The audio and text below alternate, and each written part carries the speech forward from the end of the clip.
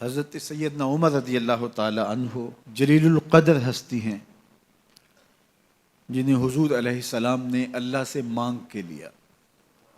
سارے صحابی رسول کریم صلی اللہ علیہ وآلہ وسلم کے مرید ہیں، لیکن جناب عمر میرے حضور کی مراد ہیں۔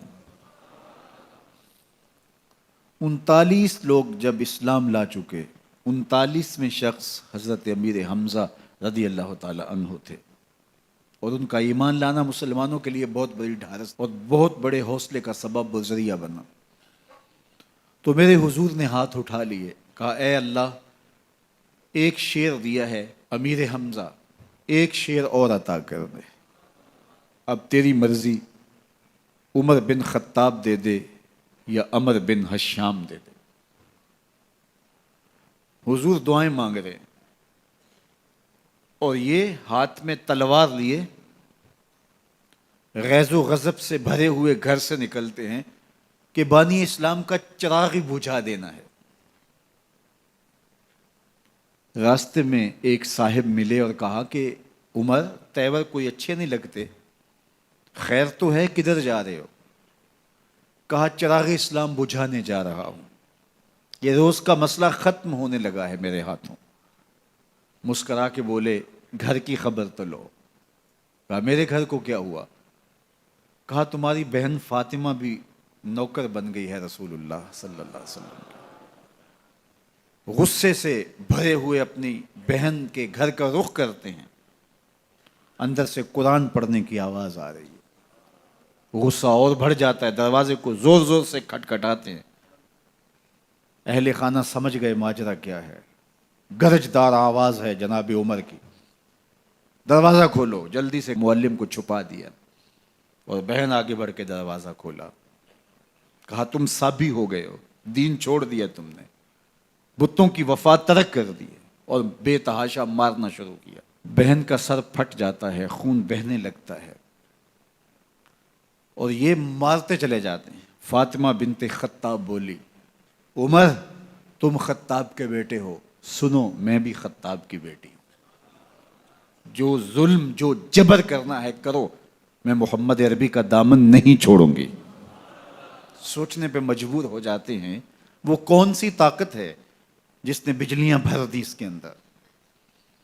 کہا جو تم پڑھ رہے تھے مجھے بھی سنا سکتے ہو؟ کہا تمہیں غسل کرنا ہوگا۔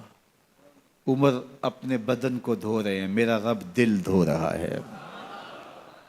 اتنے میں معلم بھی قرآن لے کر آ جاتے ہیں اور قرآن کی تلاوت ہونے لگتی ہے۔ طٰہٰ ما انزلنا علیک القرآن لتشقیٰ، 14ویں رات کے محبوب چاند، ہم نے قرآن اس لیے نازل تو نہیں کیا تھا کہ تم مشقت میں پڑ جاؤ۔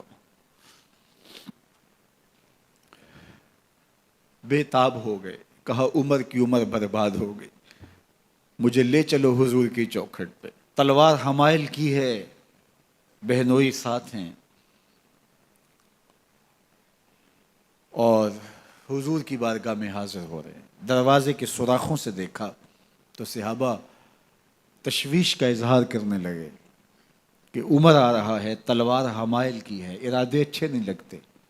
جناب امیر حمزہ نے کہا دروازہ کھول دو، اچھی نیت سے آیا تو استقبال کریں گے، نیت اچھی نہیں ہے تو اس کی تلوار سے اس کی گردن کاٹ دیں گے۔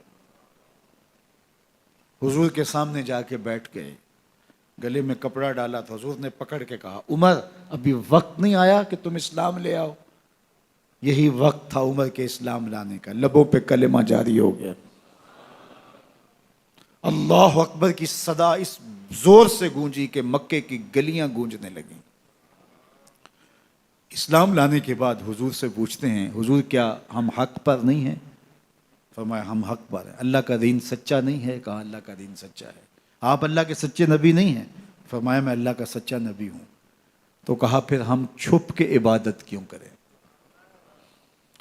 اب مسلمانوں کی 2 صفیں بنتی ہیں، ایک صف کی قیادت امیر حمزہ کرتے ہیں، دوسری صف کے آگے آگے عمر بن خطاب چلتے ہیں، اور حضور درمیان میں ہیں، اور یہ ملکوتی قافلہ صحن حرم میں آ کے اعلانیہ عبادت کرتا ہے۔